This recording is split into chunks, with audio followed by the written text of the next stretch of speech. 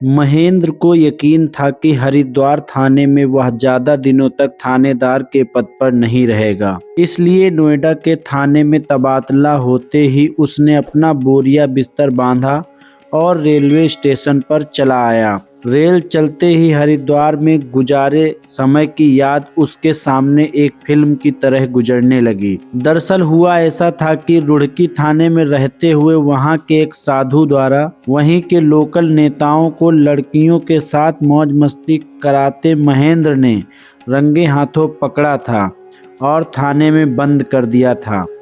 यकीन मानिए, उन नेताओं को थाने में लाए उसे 10 मिनट भी नहीं हुए थे कि डीएसपी साहब का फोन आ गया कि फला फला नेता को फौरन रिहा कर दो। महेंद्र बड़े अफसर का आदेश मानने को मजबूर था, इसलिए उसे उन नेताओं को फौरन रिहा करना पड़ा। चूंकि वे नेता सत्ताधारी दल से जुड़े थे, इसीलिए उन्होंने महेंद्र का तबादला हरिद्वार थाने में करा दिया। हरिद्वार थाने में कुछ दिन महेंद्र चुपचाप बैठा अपना काम करता रहा, लेकिन एक दिन थाने में बैठकर वह पुरानी फाइलें देख रहा था। तभी एक फाइल पर जाकर उसकी नज़र रुक गई। उसने फाइल में दर्ज रिपोर्ट पढ़ी।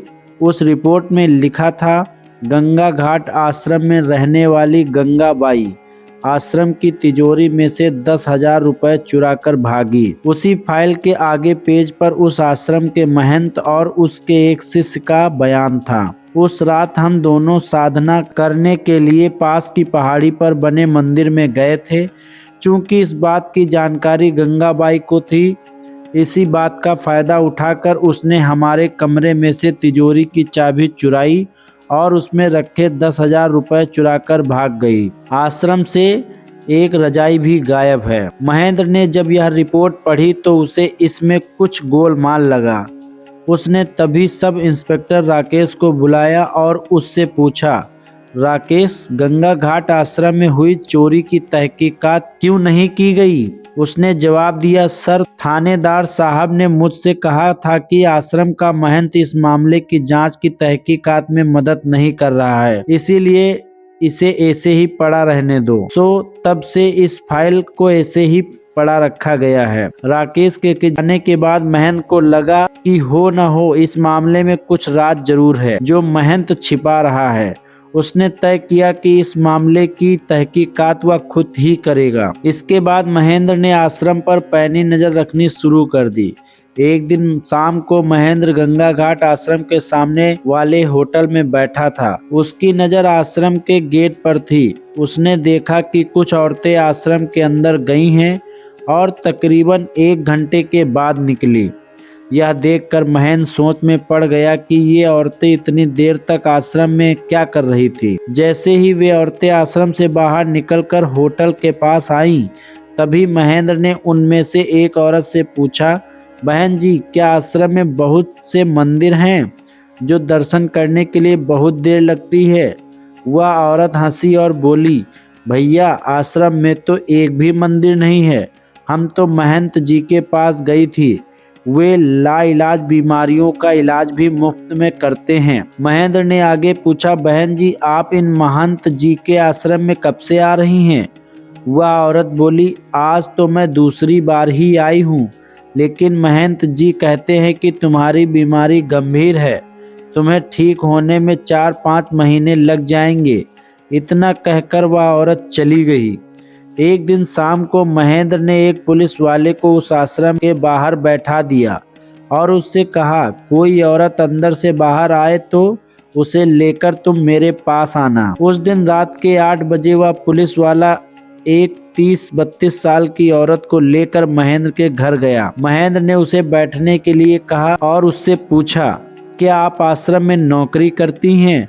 महेंद्र ने पूछा, नहीं सर, दरअसल मेरी शादी हुए करीब 7 साल हो गए हैं और अभी तक मेरी गोद नहीं भरी है। मेरे मोहल्ले की एक औरत ने मुझे बताया कि तू गंगा घाट आश्रम के महंत के पास जा, कुछ ही दिनों में तेरी गोद भर जाएगी, इसीलिए आज मैं पहली बार वहां गई थी।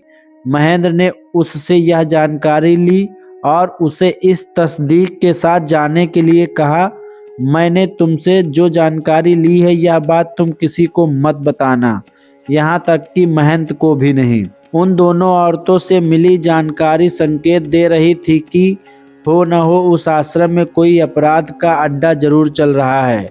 सो महेंद्र ने गंगा घाट आश्रम में हुई चोरी की घटना की तहकीकात जोर शोर से शुरू कर दी।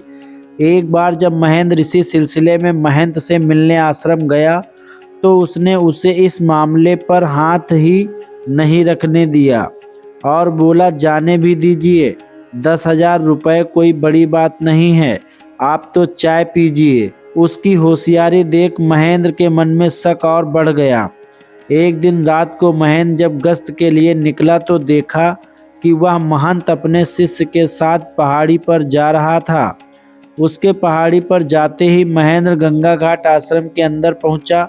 वहां उसे भोला राम नाम का एक आदमी मिला। तुम यहाँ क्या करते हो? महेंद्र ने उससे पूछा। सर, आप मुझे इस आश्रम का मैनेजर भी कह सकते हैं और चौकीदार भी। सच तो यह है कि यहाँ का सारा काम मैं ही संभालता हूँ। अब मेरी उम्र 70 साल हो चुकी है, इसीलिए समय काटने के लिए मैं यहाँ रहता हूँ। मैं ईमानदार आदमी हूँ, इसीलिए महंत ने मुझे अपने पास रखा है, उस आदमी ने बताया। तुम ईमानदार हो और सच्चे भी लगते हो। अच्छा, यह बताओ कि तुम्हारे आश्रम में रहने वाली गंगाबाई कैसी औरत थी? क्या वाकई में वह चोरी करती थी? महेंद्र ने उससे पूछा। वह आदमी बोला, सर, मैं आपसे झूठ नहीं बोलूँगा।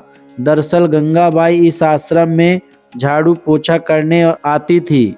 वह सुंदर तो थी ही, लेकिन जवान होने से काम काज में बहुत तेज भी थी। जब मैं नया नया इस आश्रम में आया तब गंगाबाई ने ही मुझे बताया कि महंत जी का नित्य क्रम एकदम पक्का है।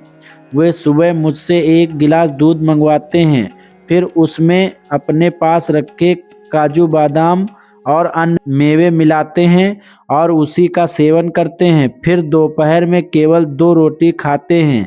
इसी तरह शाम को भी उनका यही नित्य कर्म रहता है। उस दिन उसकी यह बात सुनकर मुझे हंसी आ गई। तब गंगाबाई ने मुझसे पूछा भी था, भोला भैया, तुम्हें हंसी क्यों आई? सर, मुझे हंसी इसलिए आई थी कि उसकी बात सुनकर मैं सोच में पड़ गया था कि एक दिन में 2-2 गिलास मेवे वाला दूध पीकर यह महंत उसे हजम कैसे करता होगा, क्योंकि वह अपने कमरे से कभी कभार ही बाहर जाता है। सर, गंगाबाई का पति इसी आश्रम में रहता था।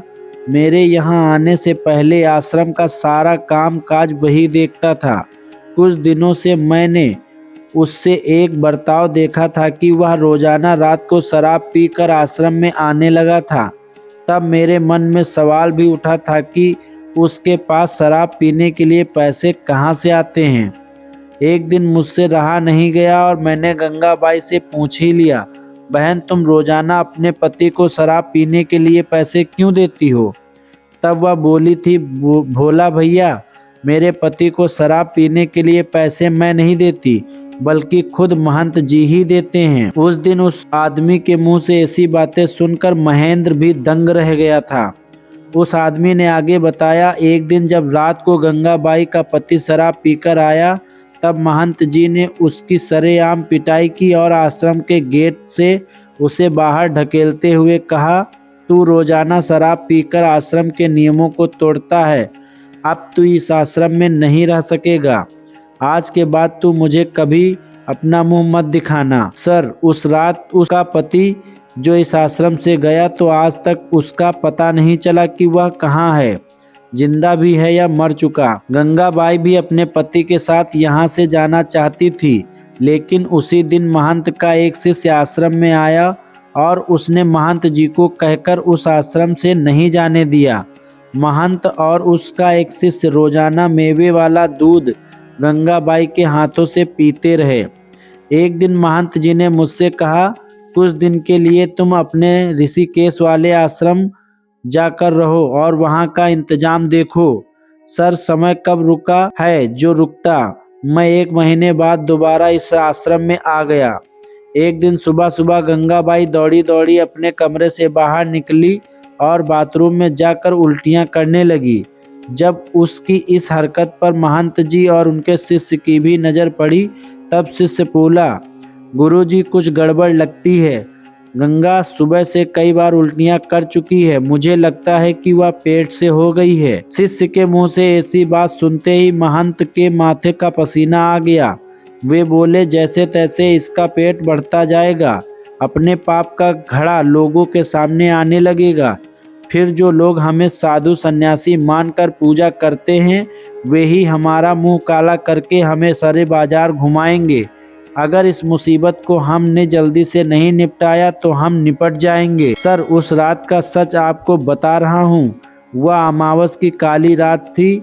जब रात को गंगाबाई उन्हें दूध देने उन दोनों के कमरे में गई, तभी उन्होंने उसके मुंह से कपड़ा ठूंसा, फिर गला दबाकर उसकी हत्या कर दी।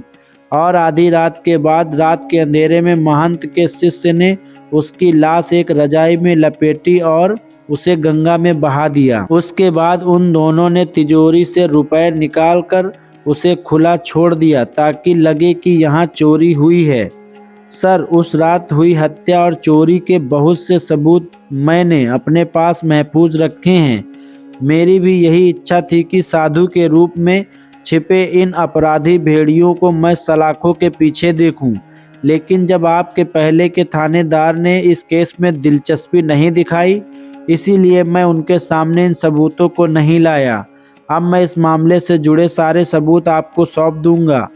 अच्छा भोला भैया, यह बताओ कि यहाँ शाम ढले रोजाना कुछ औरतें अपनी लाइलाज बीमारी के लिए आती हैं, जो कुछ गोद भर जाने की चाह में। इसका क्या राज है? महेंद्र ने धीरे से पूछा। भोला बोला, सर, यह महंत और उसका शिष्य भोली भाली औरतों को उनकी लाइलाज बीमारी को मुफ्त में ठीक करने के बहाने यहाँ बुलाते हैं।